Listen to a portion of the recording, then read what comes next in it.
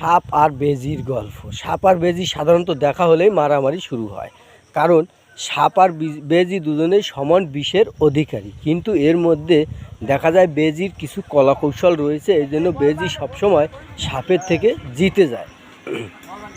তাই সেই কলাকৌশলগুলো সম্পর্কেই আমি বলবো।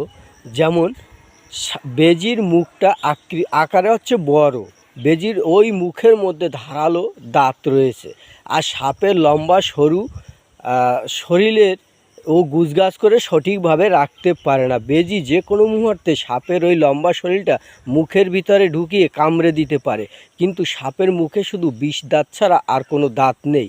সে কারণে সাপের মুখ ছোট থাকার কারণে বেজির কোনো শরীর সাপের মুখের ভিতরে নিতে কামড়াতে পারে না।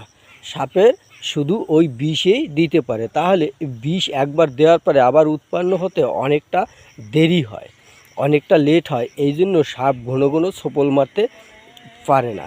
একবার যদি বেজি সাপকে কামড়ে দেয়, তাহলে সাপের ওই শরীর থেকে রক্ত বেরোতে থাকে।